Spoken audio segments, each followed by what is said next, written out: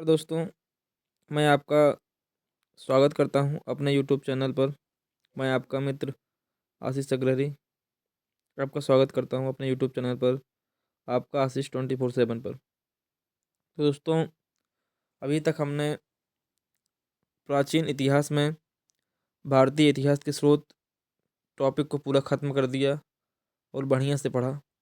अब उसके बाद दोस्तों हमारा नेक्स्ट टॉपिक है प्राग ऐतिहासिक काल, और इसमें हम बहुत बढ़िया से पढ़ेंगे इस चैप्टर को, और जितने भी प्रश्न होते हैं सारे प्रश्नों को सॉल्व कर पाएंगे इससे हम। चलिए दोस्तों, चालू करते हैं। इतिहास का ऐसा कालखंड जिसका कोई लिखित प्रमाण नहीं मिलता है, वह काल इतिहास का प्राग ऐतिहासिक काल कहलाता है दोस्तों। जैसे पाषाण काल का इतिहास, जो पाषाण काल का इतिहास है उसमें कोई भी लिखित प्रमाण नहीं मिला है, तो इसी कारण से उसे प्राग ऐतिहासिक काल कहा गया है। अब आगे बढ़ते हैं।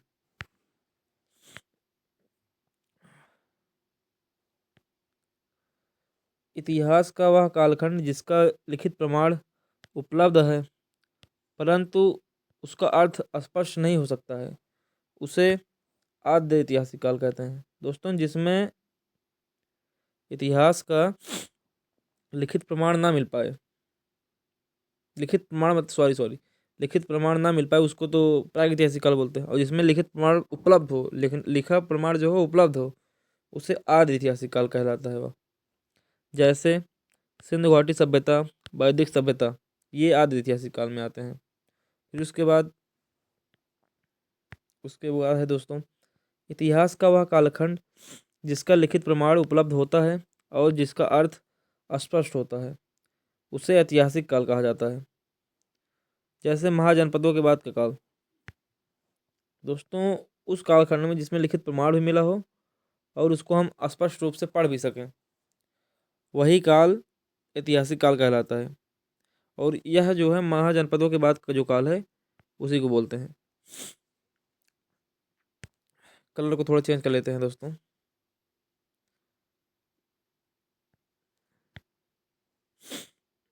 अब उसके बाद दोस्तों प्राग ऐतिहासिक काल को मुख्यतः 3 भागों में विभाजित किया जाता है। पहला है पूरा पाषाण काल, दूसरा है मध्य पाषाण काल, तीसरा है नव या उत्तर पाषाण काल। अब आगे बढ़ते हैं।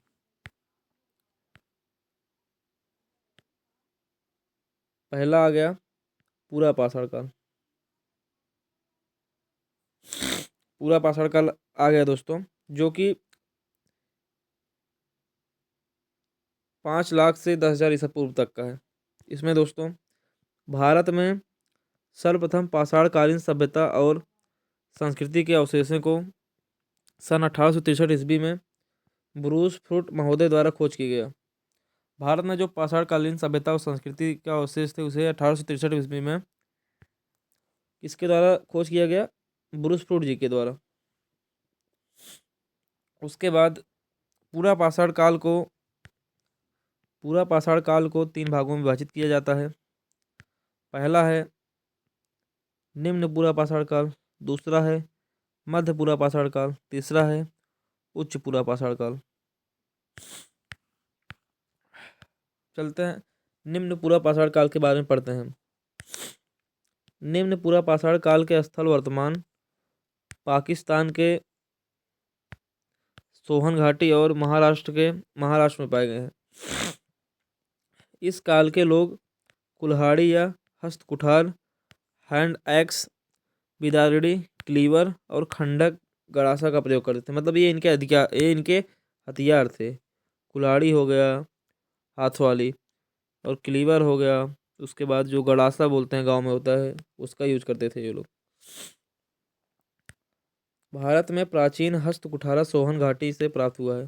जो प्राचीन हस्त कुठारा है, मतलब हाथ वाली जो कुल्हाड़ी होती है, वह सोहन घाटी से प्राप्त हुआ है।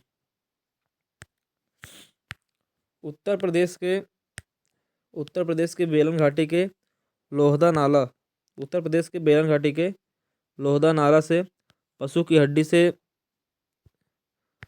पशु की हड्डी से बनी मूर्ति प्राप्त हुई है, और जो पशु थे उसकी हड्डी से एक मूर्ति बनाई गई थी, वही प्राप्त हुई है।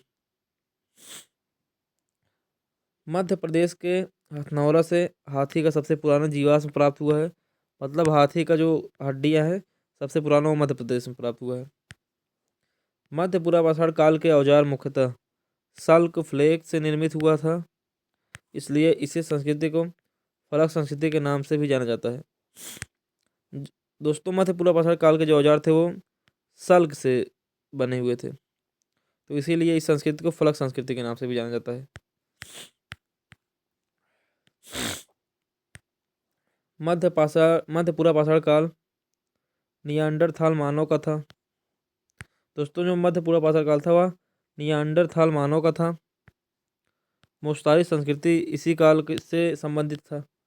जो मोस्तारी संस्कृति है दोस्तों, वह इसी काल से संबंधित है। चकमक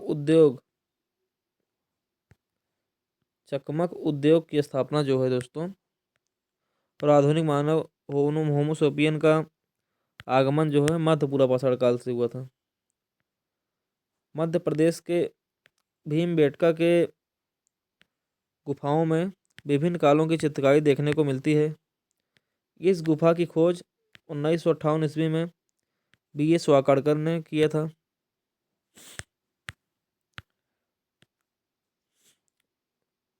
उच्च पूर्वाषाढ़ कालीन चित्रों में भैंस, हाथी, बाघ, गैंडे और सूअर के चित्र प्रमुख थे।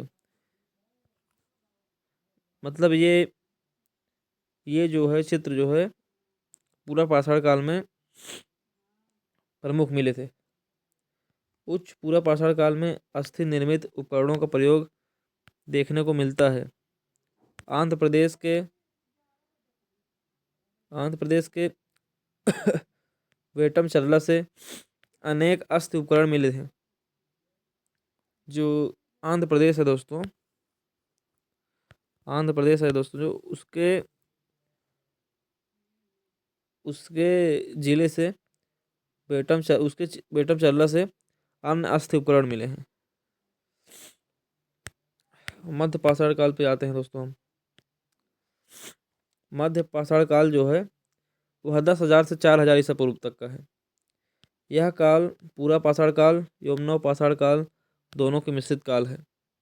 पूरा पाषाण काल और जो नव पाषाण काल है, दोनों के मिश्रण काल को ही मिश्रित काल, नव पाषाण काल दोनों को मिश्रण काल को ही मध्य पाषाण काल कहा जाता है।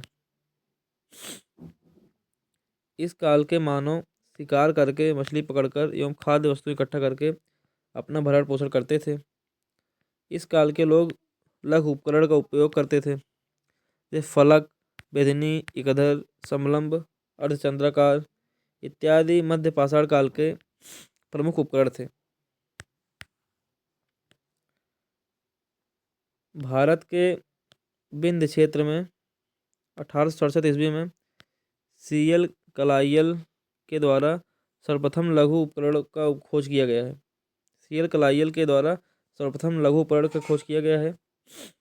मध्य पाषाण काल के लोग तीर कमान का प्रयोग करते थे। इससे यह पता चलता है कि इस काल में प्रक्षेपास्त्र तकनीक का विकास हो गया था।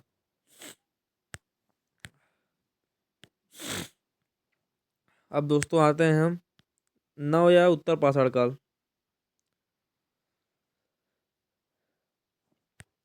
इस काल के लोग अस्थायी निवासी थे, मतलब यहीं पे रहते ही थे अपने स्थान पे ही।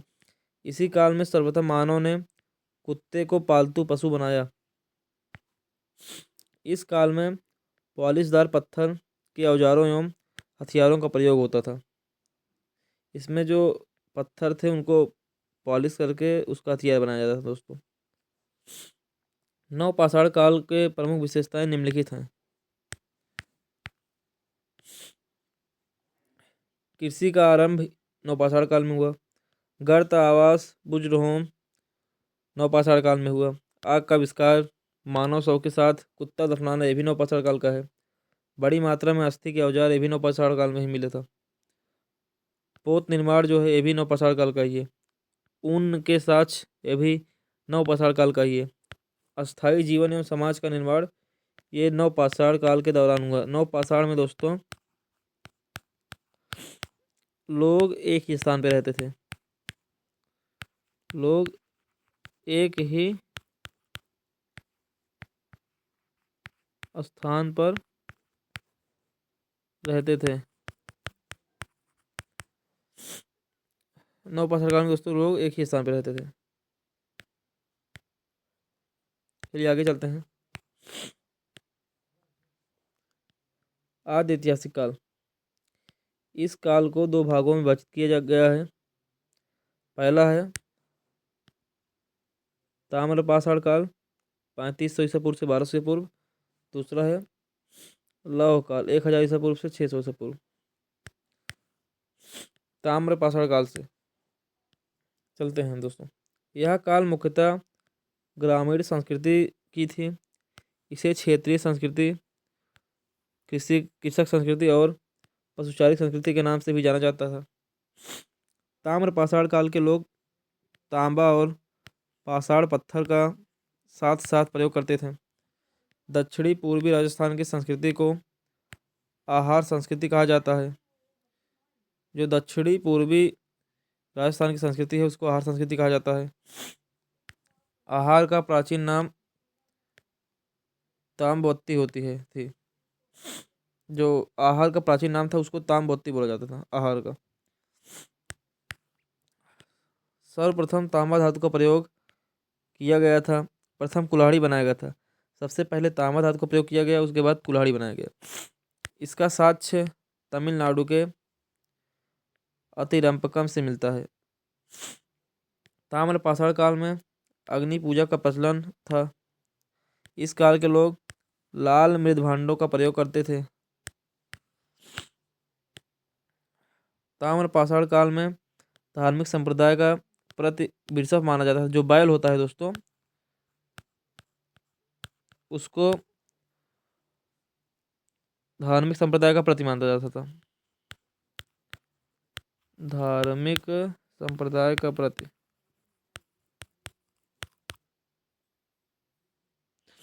इस काल के लोग मातृ देवी की पूजा करते थे। इस काल के लोग किसकी पूजा करते थे? मातृ देवी की। दोस्तों आते हैं हम लौह पाषाण काल पर। लौह काल दक्षिण भारत में लौह काल महापाषाण का संस्कृति के समकालीन था। उत्तर भारत में लौह काल के साथ साथ हाथ से बनाया हुआ मृदभांड भी प्रचलित था।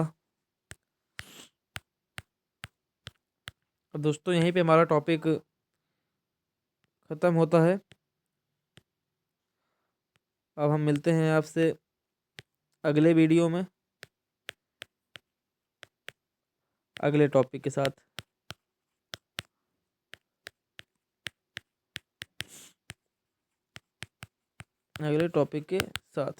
तब तक के लिए वीडियो को लाइक,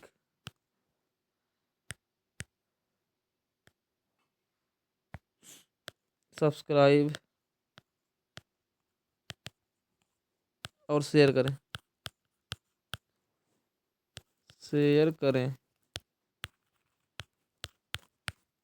और अपना जो है प्यार दुलार इस वीडियो पे बनाए रखें और मैं इस चैनल पे बनाए रखें।